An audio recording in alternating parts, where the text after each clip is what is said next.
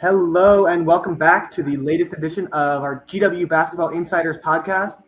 I'm Liam Omerku alongside David Korn, and today we're joined by a very special guest, the newly minted GW women's basketball coach, Ganiyat Adeduntan. So, Coach G, it's a pleasure to have you. Thank you so much for coming on, taking the time to speak with us. Why don't we just start off? How have your first few months on the job been? I'm sure you've been busy. Yeah, thank you guys for having me, Liam, David. I appreciate it. The first few months, it's been a whirlwind. Very, very much so exciting, though. When I first got hired, the goal first was just assessing the roster, assessing the program fully, having multiple conversations with different constituents, not just in the athletic department, but on campus as well. And then the key was just building relationships with players and then trying to hire. The hiring, it was almost kind of like everything was happening at the same time. You're trying to hire, having conversations, you're assessing. And I feel like I've been able to put together a really special group of coaches and staff who are very much like-minded, and our work ethic are all very similar. And then it was about trying to build a roster. So recruiting in the transfer portal was heavy while all those things were going on. So we feel excited about what we were able to put together and the work that we've been doing. But it's about trying to rebuild the program and get it back to winning ways, a place where I feel like we can get to. Yeah, that's great to hear. So I'm sure everyone listening to this is well aware of the transfer portal and how sort of difficult that can be to manage, especially as sort of a new head coach coming in. But you mentioned first building out the coaching staff. So what was it like sort of, reaching out to people, getting that all sorted, and how'd you sort of go about doing that?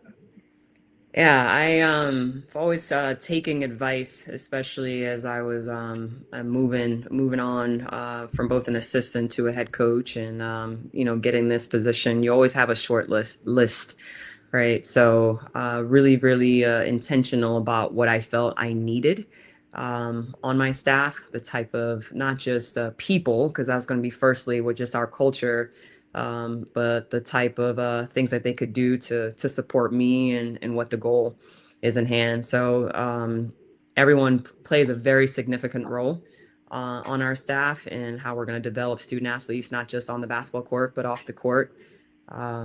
Again, being very, very intentional about who we're bringing in, because it does start with them and who's going to help us recruit, who's going to help us eventually, get this thing back rolling.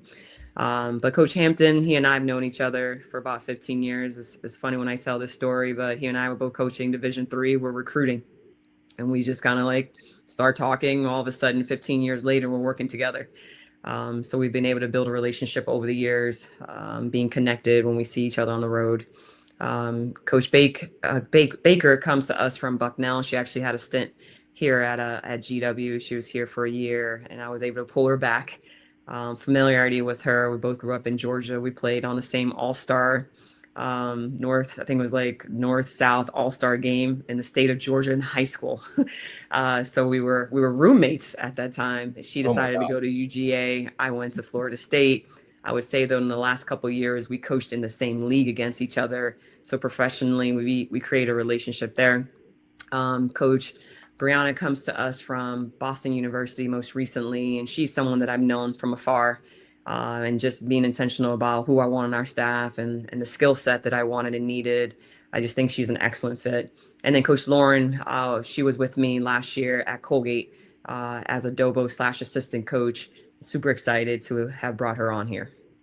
So those are the coaches. And then I have grad assistants as well, a director of player development who comes from Alabama most recently. He was a graduate assistant. His name is Finley. And then Nirvana Knight comes to us most recently from Richmond. She was previously a Dobo years ago, but has worked in different areas in athletics and just has been a great addition. So really great people overall. Yeah, absolutely. That sounds like a great group. So I'm curious. Obviously you were at GW as an assistant a few years back. So I'm curious what kind of stuck out to you about the GW job. Why did you decide to come to GW? You had it rolling at Colgate. Yeah. Yeah, definitely not an easy decision because it took some time to get it rolling, right? You got to have the right right type of people. We had a great group of players who bought into what we were trying to do, both culturally and identity wise. So not easy place to leave when you kind of have it going the way you want it to, even from a recruiting standpoint. But GW was a place where when I chose it to as an assistant coach, there were a lot of reasons that I really was excited about it then. And it's the same reason I was excited about it as a head coach. So the academics, I'm very much a head coach or a coach in general that values education. As an individual, I'm someone that values education just based on my trajectory and what I did as getting my master's in nursing, getting my doctorate in nursing. So being able to be at an institution where I could sell a product that really, really can add significant value to your life, that was important to me. Love Washington, D.C. It's a place where just feels like home. So was excited about that. I'm also really, really like the A10. I just think it's a basketball league, or I know it's a basketball league that values basketball and is very competitive with some great coaches, great players choose to play in the A10. So all those reasons that I chose as an assistant, the same reason where I'm like, if an opportunity came about, it was one that I would be very interested in.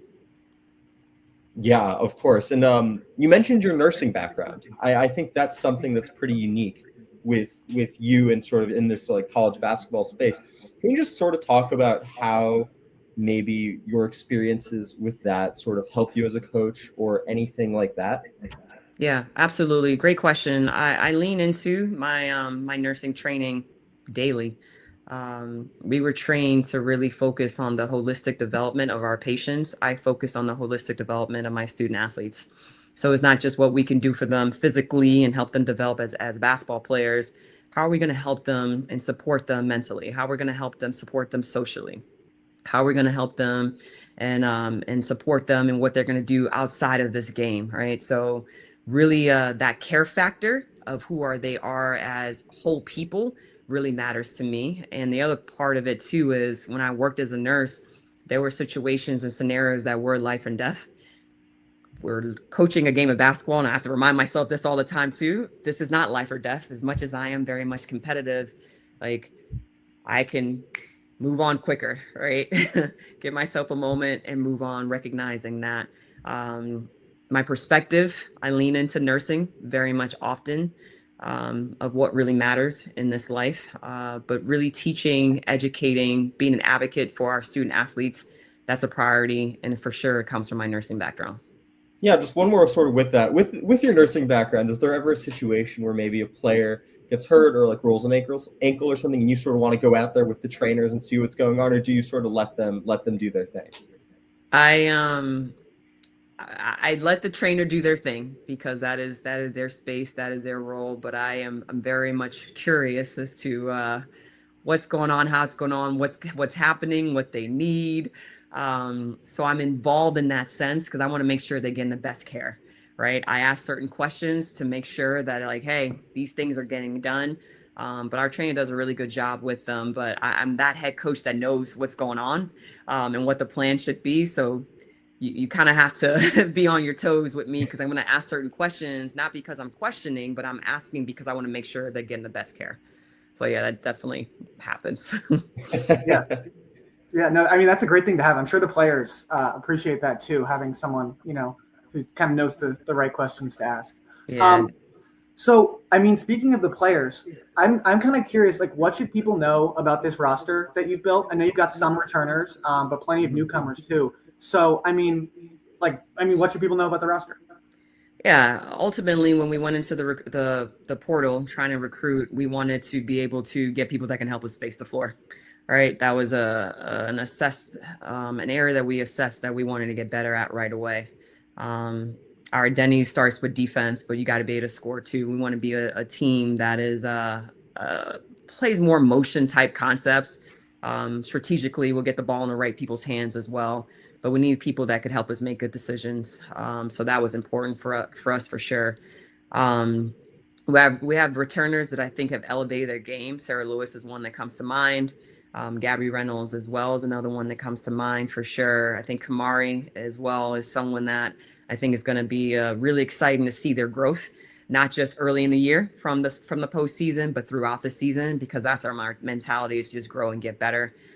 Being able to add some pieces like Emma Theodorson, she comes from Loyola Chicago. She helps us stretch the floor as well. So we're excited about her. But really looking forward to all of our newcomers. I think they all will add value and be an asset in different times and be an impact at different times throughout the year. And that's something our team we talk about all the time is everyone plays a role. So both in our newcomers and also the returners will be able to come in and be an impact as the season goes on. So you mentioned Gabby Reynolds there as one of the returners.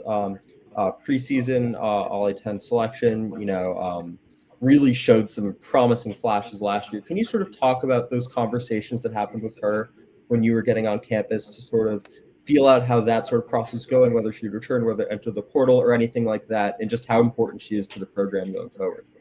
Yeah, it was important for me to just get to know Gabby as a human being, right? I would like to think that she appreciated that, just understanding who she was and who she is, her background, and then what her goals are and for the future. Because for me, I want to meet my players where they are, but I also want to know what they want, so then I can coach them the right way. And that's always going to be a constant reminder. What did you say you wanted, right? So in some of those days when I'm on you and I'm challenging you to help you essentially be what you said you wanted, you got to remember that.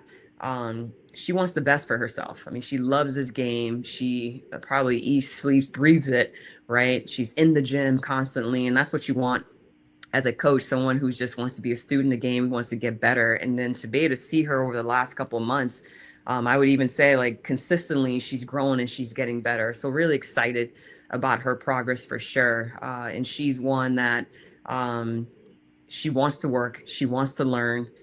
She's willing to just like let it all soak in. And we're looking forward to what that's going to look like for sure.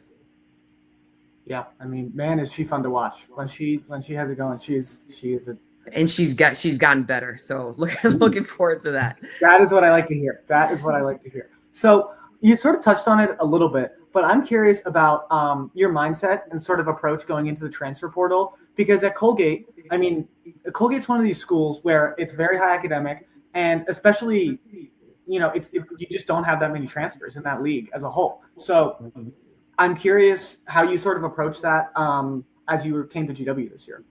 Yeah, at Colgate, we weren't able to take any graduate students. We were able to do that here at GW because we have graduate school. At Colgate, we didn't have graduate, nor was it permitted in the Patriot League. So that already slashed a significant number of portal prospects, or at least student athlete transfers for sure. The academic piece was still something to consider here because you have to at least be in 50% of coursework at GW, and that was similar to Colgate. So when you have juniors who are entering senior year, we can't really recruit them unless they're going to take 50% of their work within a very condensed time. So again, that limits the type of people or the students that we can actually recruit. But it was about need and fit and how we're trying to play, right? So can you help us defensively? Can you help us with rebounding? Can you help us space the floor? Can you help us with dribbling, passing, shooting, those kind of things? Can you help us with size? So again, being very intentional with just position. We know we wanted to bring in point guard. We're able to bring in Jada Wilson, who comes from Georgetown, right up the street, so not too far. So again, it was all about pieces and what we felt was going to be important to build a full roster. And so we touched on the transfer portal, some of the returners. What about the freshman class coming in? Anyone sort of that we should make sure we should have our eye out for? Anyone you expect to be sort of contributing day one? Yeah, I'm excited about our entire freshman group. Mia comes to us. She's from Georgia. We have Peyton Doolin as well from New York, and then Colleen Ferry. She comes to us from Massachusetts. I think they'll all be an impact in some way.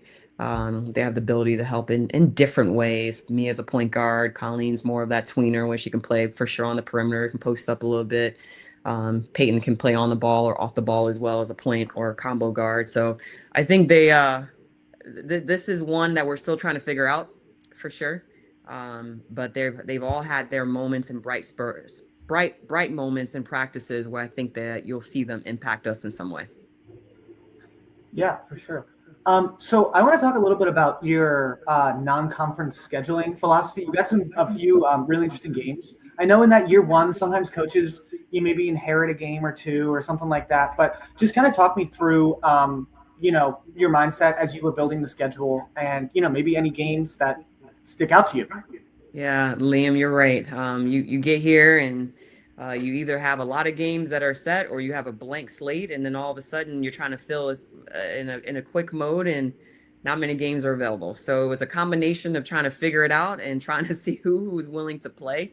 Also trying to get home games, right? Also trying to put ourselves in a situation where we can play different types of teams so that it can prepare us for our conference. I always like to schedule in that way, whether it's we're playing against a motion 5-out team, we're playing against athleticism. We know that this team has a history of pressing. We want to be able to get ourselves tested, right? Power leagues, we want to be able to compete against them as well. So it's a variety while still also trying to make sure we're building confidence. Non-conference has to be a part of that as well. But for me, and it always has been this, the next game is the most important game. So we have scrimmages coming up. That's the most important. Then our first home game against District of Columbia, that's the only important game. And I know Temple follows, but we're only going to be focused in for myself as a head coach for our team is that next game that's going to be the most exciting. We do get to go to the Cayman Islands this year. We're all very excited about that opportunity to spend some time together as a team, in a beautiful area with some warm, nice weather. And being able to compete against really, really great opponents in Miami and Charlotte. So again, I think it's going to be a non-conference that is going to thoroughly prepare us for the A10. Yeah, and I know one of the games that we're especially excited about is against Northwestern when they are coming to the Smith Center to honor Coach McEwen, obviously a big figure of GW basketball history. Getting a high major to come to the Smith Center is always a challenge. So, what is a game like that, having that on the schedule? Yeah, I remember very early on getting hired, Michael Lippitz, who's our athletic director. It was something that he was already thinking about, and he asked how I felt about it. And I was like, absolutely. Very, very much familiar with who Coach McEwen is and what he has done, what he did for GW. His name for sure is synonymous with the GW women's basketball brand. Being here prior as an assistant coach, I've gotten a chance to meet some of his former players, and they all speak so highly of him. So for us to be able to honor him in his last year was a no-brainer for me. So super, super excited to just give him, for what I like to say, his flowers, right? Celebrate him, and then make it a very competitive game for sure. So it'll be fun to have all his, I hope all, but I'm sure it won't be all, but most of his former players are already talking about coming back down or coming up to celebrate him and just, give him his last hoorah in his last year coaching, because he is retiring this year. So I think it's really special that we're able to do that for him. Yeah, no, that's going to be a really exciting game. I'm super excited for that. Sorry, I got a cat on my lap here. So I guess we'll just go to an impromptu question. Do you have any pets? I do not, Liam. I do not. So I definitely saw that tail. I know. I was like, all right. He's a crazy person or a crazy cat. So obviously you spent some time at GW in DC before. And you said that one of the big draws of GW is being in DC, which – you've talked with other coaches, and they say that that's a big kind of recruiting tool. So, I guess, first of all, how are you using that as a recruiting tool? And second of all, what do you like to do in DC? What is it that you like about being in the city so much? Yeah. One of the things we like to talk about is the city is our campus. While, you have the campus in Foggy Bottom, for GW, there's so much around us that educationally that our students can just learn and grow from. You have the Smithsonian's, right? You have these landmarks that you can go to and visit, sightsee. Like, there's just so much to do and see right here, walking distance, which is really, really cool. Our players don't really need cars. I know some of them will have it, but they can, walk. So it's a very commuter friendly city. So that is one that we try to sell for sure. For me, I love to eat. So it's always about trying to find different restaurants to eat at. I do live outside the city in Arlington, or Alexander, right on the line of Arlington. So not too far from campus. I think the fun things to do in DC, that you're always going to be able to see your favorite artists, right? So they're going to come through DC at some point. So being able to get out to shows is always fun.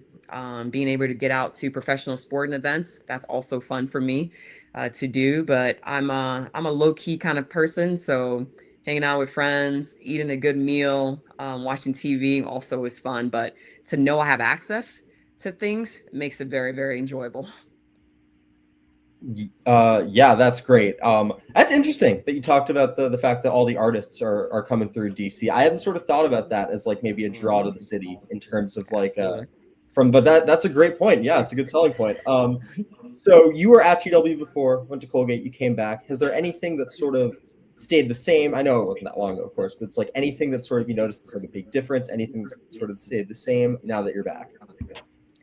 Yeah, I think the best thing has been there's not much that has changed. You still have some different people as far as who's working in the department, some new faces with coaches, but as far as how the institution is, the type of academics you're gonna get, the buildings are still the same. So the familiarity for sure is there, and I think that's what has allowed me to settle a lot quicker.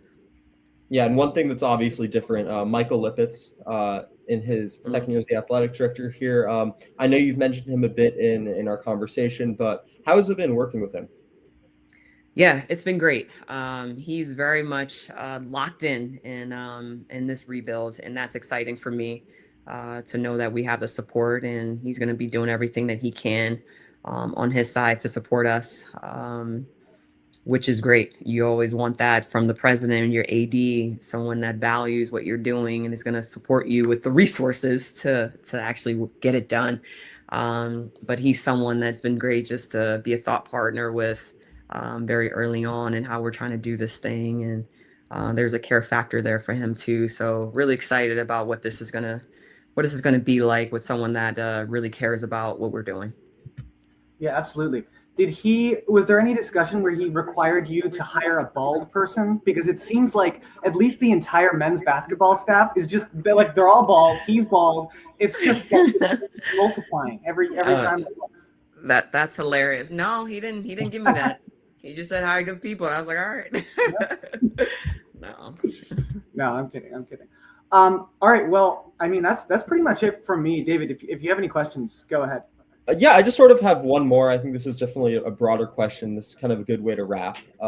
Obviously, this is a very big time in women's basketball. A lot more eyes on the sport. Popularity is like skyrocketing at all levels.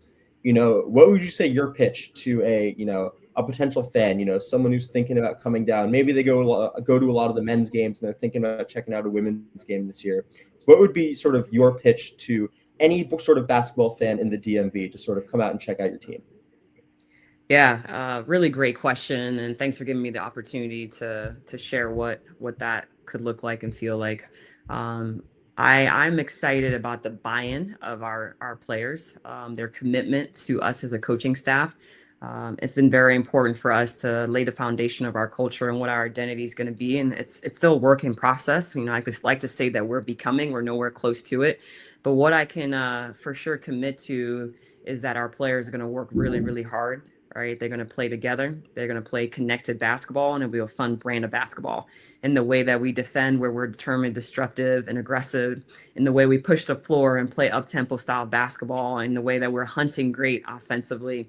What I hope for people to see is a group of people, young women who are just connected and really, really celebrating each other. So Smith Center is definitely the place to be to watch this group of young women who are becoming. They're becoming what I hope is going to be something really, really special. So you don't want to miss it because the women's basketball has always been great, right? We just haven't had the visibility, right? So I remember when I played, not that many people watched the game. Now all of a sudden, there is more visibility for sure. And we play what I think is a really, really fun style of team basketball. Finding the open player, taking good looks, making great decisions. So that's the style of basketball you're going to see. Absolutely. Well, Coach G, thank you so much for taking the time to chat with us. We're really excited to, watch you guys and follow you guys this year and, watch that growth that you've been talking about. So, thank you.